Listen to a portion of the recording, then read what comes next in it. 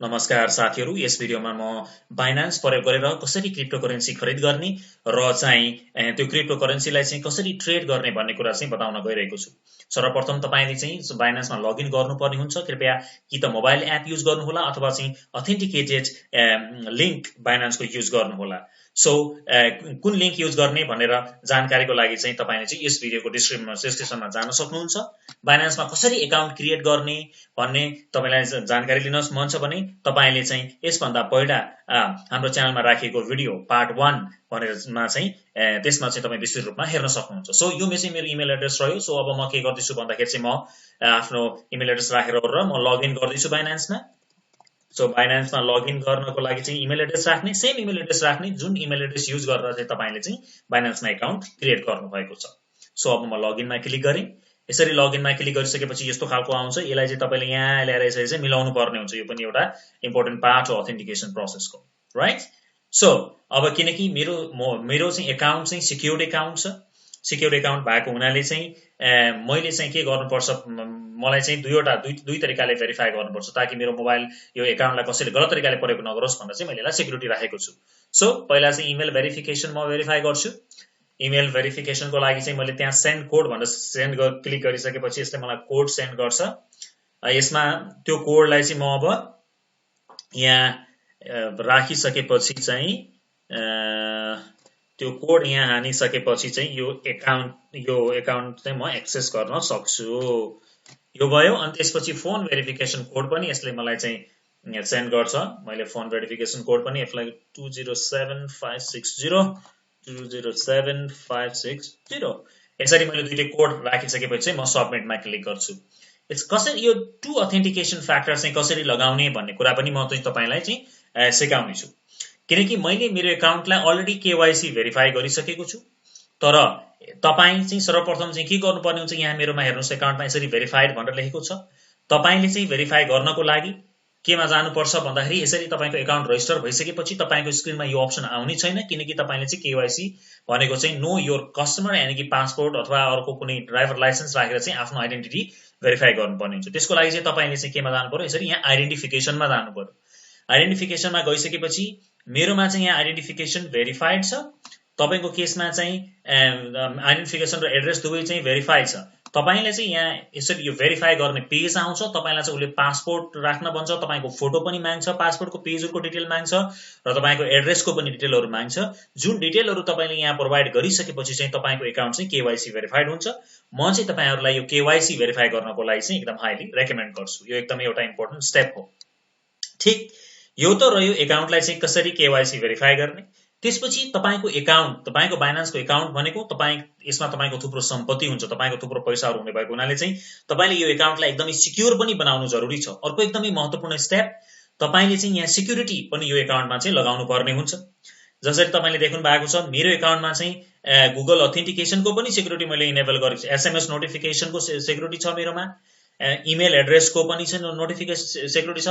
तपाईले यहाँ चाहिँ गएर चाहिँ यसमध्येमा कुनै दुईवटा, एउटा इमेल अथवा चाहिँ के रे गुगल अथेन्टिकेसन, यसको लागि चाहिँ तपाईले गुगल अथेन्टिकेटर एप डाउनलोड गर्नुपर्छ अथवा यहाँ टु फ्याक्टर अथेन्टिकेसन 2FA भनेर लेखेको छ त्यो गर्न सक्नुहुन्छ। अनि इमेल अथेन्टिकेसन, त्यो दुईटा कुराहरु चाहिँ तपाईले राख्नु चाहिँ अत्यन्तै जरुरी छ।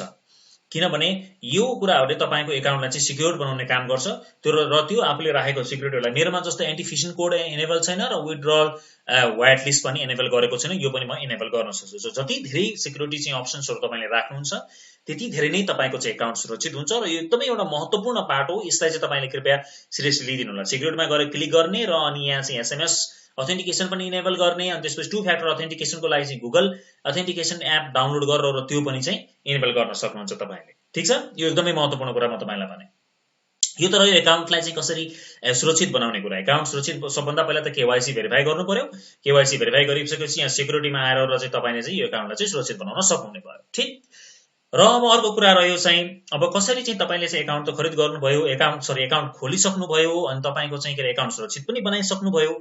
अर्को महत्त्वपूर्ण पाटो हुन्छ कि तपाईले चाहिँ अब क्रिप्टोकरेन्सी कसरी खरिद गर्ने भनेर यहाँ Binance को यहाँ टपमा चाहिँ बाइ क्रिप्टो विथ भनेर लेखेको छ। फर एक्जाम्पल बैंक डिपोजिट गरेर पनि डाइरेक्टली तपाईले बैंकमा पैसा पठाएर पनि चाहिँ गर्न सक्नुहुन्छ। यो अप्सन चाहिँ युरोपियन युनियनमा लागू छ। एसईपी सेपा डाइरेक्ट डिपोजिट भन्छ, अथवा चाहिँ भिजा डेबिट कार्ड अथवा मास्टर कार्डको अप्सनबाट पनि तपाईँले चाहिँ उ गर्न सक्नुहुन्छ। र थर्ड पार्टी पेमेन्ट थुप्रो अप्सन्सहरू रहेका छन्। तपाईँको देशको अनुसार कुन अप्सन्स तपाईँको लागि चाहिँ सुटेबल हुन्छ त्यही अप्सन अनुसार चाहिँ तपाईँले चाहिँ उ गर्न सक्नुहुन्छ। फर इक्जाम्पल मैले भिजा डेबिट कार्ड क्रेडिट कार्डको अप्सनलाई क्लिक गरेँ। भिजा डेबिट कार्ड क्रेडिट कार्डको अप्सनलाई क्लिक गरिसकेपछि अब यहाँ बाई क्रिप्टो भनेको छ।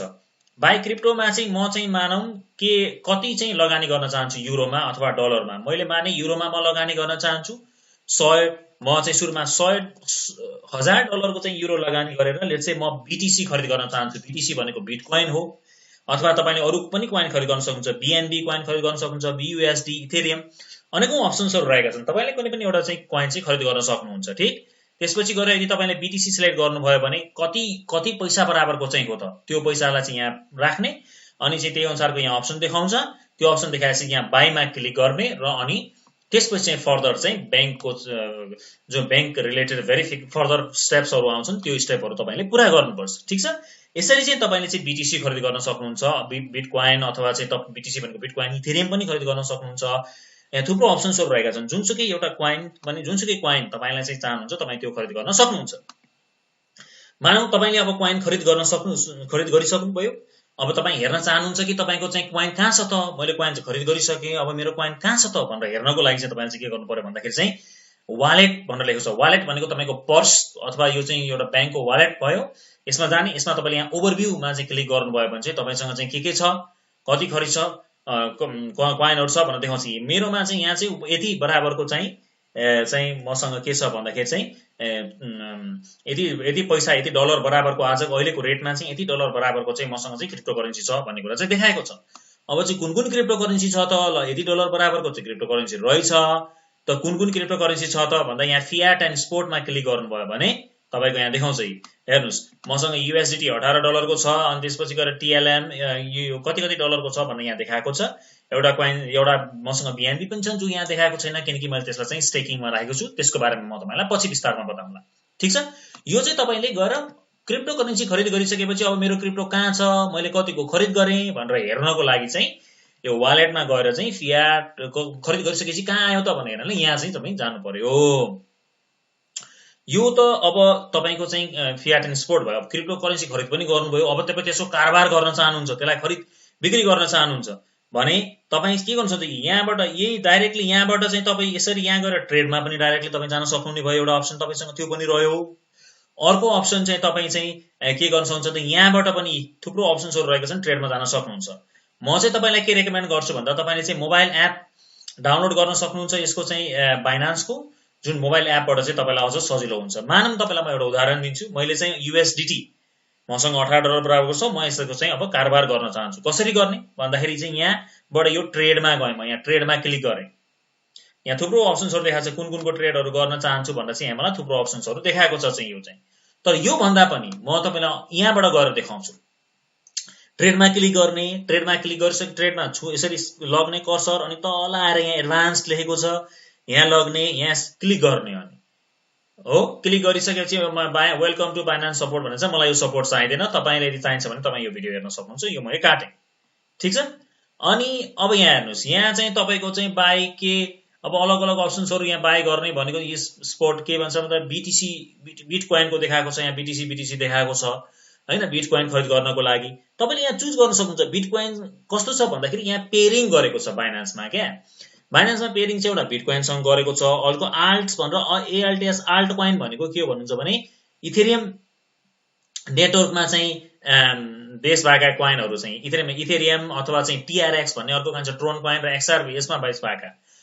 मसँग चाहिँ के छ भन्दाखेरि मसँग यूएसडीटी छ जो चाहिँ फियाट अन्तर्गत पर्छ हैन। म यहाँ चाहिँ के गर्छु, मसँग यूएसडीटी भएको हुनाले मैले फियाटमा गरे यूएसडीटीमा चाहिँ क्लिक गरेँ।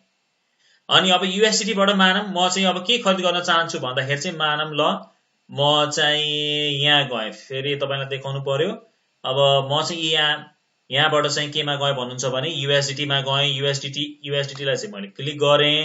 यूएसडीटीबाट चाहिँ म चाहिँ अब के खरिद गर्न चाहन्छु त भन्दाखेरि चाहिँ मानव म चाहिँ यो एडीए भन्ने कोइन खरिद गर्न चाहन्छु भने मैले यसमा चाहिँ क्लिक गर्छु। ठिक, यसमा क्लिक गरिसकेपछि एडीए को चाहिँ अब मूल्य कति छ यहाँ हेर्नुहोस्। यहाँ बिक्री के अरे चाहिँ यो कति 1.33 F42 यो चाहिँ खरिद गर्ने मान्छेको मूल्य हो, यो चाहिँ बेच्ने मान्छेले चाहिँ यहाँ मूल्यहरु लगाइरहेको छ। यहाँ अलरेडी तपाईको चाहिँ लिमिट प्राइस आउँछ कि कतिको छ। एउटा एडीए लाई चाहिँ तपाईको 1.33 पर्ने रहेछ। मानौं म खरिद गर्न चाहन्छु एडीए भनेपछि यो मैले चाहिँ म यतिमा खरिद गर्दैन हैन, म 1.30 मा खरिद गर्छु, अथवा जब यसको मूल्य घटेर चाहिँ 1.28 हुन्छ त्यति बेला चाहिँ मेरो खरिद होस् भन्न चाहनुहुन्छ भने तपाईले त्यो बेला पनि गराउन सक्नुहुन्छ।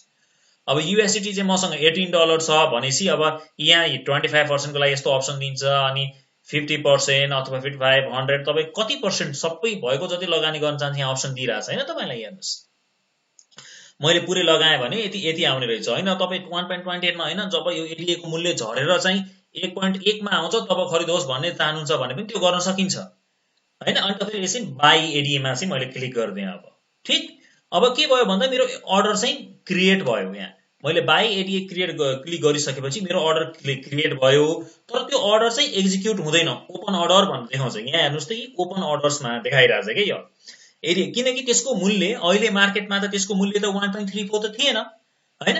मार्केटमा त मूल्य चाहिँ कति थियो, मैले चाहिँ 1.1 मा खरिद गरेँ, 1.33 छ, तर मैले त एकदम सस्तोमा लगाएको थिएँ।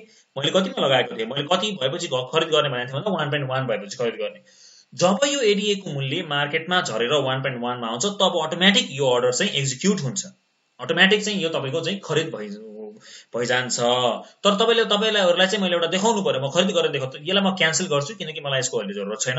म तपाईलाई देखाउन चाहन्छु कि तपाईले चाहिँ तपाईलाई तत्कालको उतिखेर नै तपाई खरिद गर्न चाहनुहुन्छ भने तपाई के गर्न सक्नुहुन्छ भन्दाखेरि चाहिँ सर अब माथि जाम, माथि गएर अहिलेको प्राइस यसलाई चाहिँ काटम। अब अहिले बाई मा 1.1 मा चाहिँ 1.33 नै राख्दिम। ल म त्यति नै राख्दिए। यसको मूल्य चाहिँ 1.33 यूएसडीटी लगाएर म 100% लगाउँछु, अनि त्यस लगाएर म मेरो मसँग भएको जतिको चाहिँ म किन्न चाहन्छु भनेसी अब यहाँ बाई एडीए मा चाहिँ मैले क्लिक गर्दिए हैन। 1.33 US डलर बाई एडीए मा क्लिक गरे, यो अर्डर चाहिँ क्रिएट भयो। हेरौँ अर्डर जब त्यसको 1.33 अझै पनि यहाँ चाहिँ एक्जिक्युट भइसकेको छैन, अझै पनि एक्जिक्युट भइसकेको छैन। मलाई लाग्छ मैले त अझै पनि कम गर्नु, किनकि प्राइस यहाँ एकछिन सेकेन्डमा चाहिँ प्राइस घटबड भइहाल्छ कि। अब यहाँ 1.338 चाहिँ मागिरहेछ क्या उसले। मेरो अर्डर अझै पनि यही छ हैन। म तपाईहरुलाई देखाउनको लागि म यसलाई पनि क्यान्सल गरेर म एउटा चाहिँ खरिद गरेरै देखाउँछु, अनि खरिद पनि गरेर देखाउँछु र बिक्री पनि गरेर देखाउँछु म तपाईलाई है त।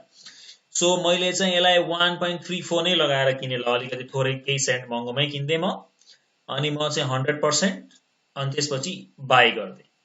यो अर्डर मेरो क्रिएट पनि भइसक्यो, फिल पनि भइसक्यो। अब ओपन अर्डरमा यहाँ देखिदैन। ठीक छ, अब यो खरिद भयो कि भएन, मेरो चाहिँ मसँग त्यो कोइन आएको आएन भनेर गरे कि यहाँ तपाईँ फियाट 10 यसमा गएर ओभरभ्यूमा गएर हेर्नुभयो भने तपाईको मजाले त्यो देख्नुहुन्छ। तपाईसँग चाहिँ हामीले एडीए भन्ने कोइन खरिद गरेको, अब यहाँ एडीए कार्डानो 0.62 मेरो आइसक्यो $18.30 बराबरको हैन। यो चाहिँ यसरी चाहिँ खरिद गर्ने, कोइन चाहिँ खरिद गर्ने। अब तपाईसँग कुन कोइन छ त्यसको पेयरिङ कुनसँग छ त्यही अनुसार चाहिँ तपाईले खरिद गर्न सक्नुहुन्छ। अब यो खरिद त गर्नुभयो, तपाईलाई बेच्न मन लाग्यो हैन, म यो कोइन चाहिँ बेच्न चाहन्छु एडीए, यसलाई खरिद गर्दिन भनेर चाहनुहुन्छ भने, बेच्न चाहनुहुन्छ भने के तरिका के हो भन्दाखेरि तरिका चाहिँ अब त्यही नै हो। यहाँ यसलाई सिधै यहाँबाट ट्रेडमा पनि जान सक्नु भयो, अथवा यहाँबाट पनि ट्रेडमा तपाई जान सक्नु भयो। एडभान्समा हामी जाम, एडभान्समा हामी गइसकेपछि चाहिँ तपाईको चाहिँ अब त्यसपछि यहाँ चाहिँ अब हाम्रो एडीए यहाँ अप्सन छ, यो एडीए मा क्लिक गर्दै मैले एडीए मा क्लिक गरेर चाहिँ म के गर्छु भन्दा म बेच्न चाहन्छु। यहाँ बाईमा थियो नि अहिले यो हरियो, अब चाहिँ म यसमा चाहिँ सेलमा गराउन चाहन्छु। ठीक छ, कति बेच्न चाहन्छु तपाईले चाहिँ यो 50% पनि बेच्न सक्नुहुन्छ, 100% पनि बेच्न सक्नुहुन्छ, अनि 1.33 छ मूल्य। तपाईलाई फाइदा हुनु, तपाई भन्नुहुन्छ कि ल यसको मूल्य चाहिँ जब बढेर चाहिँ 1.4 हुन्छ अथवा चाहिँ जब बढेर $2 हुन्छ तब म बेच्न चाहन्छु भन्नुभयो भने यसरी तपाईले चाहिँ त्यो गर्दिने 100% मा गएर यहाँ अनि सेलमा क्लिक गर्दिने। ठीक, अब सेलको अर्डर क्लिक भयो। अहिले यसको मूल्य $2 छैन, तर जति पनि बेला तपाईको चाहिँ चाहे 1 वर्षै किन नलागोस्, जुनसुकै बेला 1 वर्ष पनि हुन सक्छ, 1 दिन पनि हुन सक्छ, 1 घण्टा पनि, जब यसको मूल्य चाहिँ $2 पुग्छ त्यति बेला चाहिँ यो तपाईको चाहिँ अटोमेटिक यो अर्डर चाहिँ फिल हुन्छ र तपाईले चाहिँ यूएसडीटी चाहिँ पाउनुहुन्छ। सो बाइनान्समा खरिद र बिक्री गर्ने चाहिँ यसरी चाहिँ तपाई बाइनान्समा चाहिँ खरिद बिक्री गर्न सक्नुहुन्छ। अब तपाईले चाहिँ यो डाउनलोड यो यहाँ एप डाउनलोड गर्नको लागि चाहिँ यो क्यूआर कोड देखाइरहेछ। तपाईले यो म त के सजेस्ट गर्छु भन्दा यसलाई स्क्यान गरेर मोबाइलमा चाहिँ डाउनलोड गर्नुस्। मोबाइलमा अझ एकदम सजिलैले चाहिँ स्क्रिनमा देखाउँछ, सजिलो हुन्छ मोबाइलबाट चाहिँ खरिद बिक्री गर्नको लागि। सो यसरी चाहिँ तपाई चाहिँ बाइनान्समा चाहिँ खरिद बिक्री गर्न सक्नुहुन्छ, फाइदा कमाउन सक्नुहुन्छ। किन्नमा कममा भएको बेलामा किन्नमा राख्ने र बढीमा चाहिँ बेच्नमा लगाइदिने र चाहिँ तपाई चाहिँ यसरी चाहिँ बाइनान्समा खरिद बिक्री गर्न सकिन्छ। एकाउन्ट कसरी बनाउने भन्ने कुरा पनि मैले तपाईलाई भनिसके, एकाउन्टलाई कसरी सुरक्षित बनाउने भन्ने कुरा भनिसके, एकाउन्टमा केवाइसी भेरिफाई गर्ने भनेको चाहिँ तपाईँको पासपोर्ट अथवा ड्राइभिङ लाइसेन्स भन्ने कुरा पनि भनिसकेँ र चाहिँ खरिद बिक्रीको कुरा पनि मैले तपाईँहरूलाई चाहिँ बताइसकेँ। तपाईँहरूलाई चाहिँ यदि यो भिडियो हेल्पफुल लाग्यो भने please subscribe our channel and support us. र यदि तपाईँले चाहिँ बाइनेन्स एकाउन्ट बनाउनु भएको छैन भने मैले चाहिँ यो भिडियोमा यो डिस्क्रिप्सनमा लिङ्क दिन्छु, त्यो लिङ्क युज गरेर चाहिँ तपाईँले कृपया आफ्नो एकाउन्ट क्रिएट गर्नुहोला। अनअथेन्टिक लिङ्कहरू युज नगर्नुहोला, स्क्यामको शिकार पनि हुन सकिन्छ, एकदमै महत्त्वपूर्ण कुरा। र आफ्नो एकाउन्टलाई सुरक्षित बनाउनुहोला। हस् त, धन्यवाद।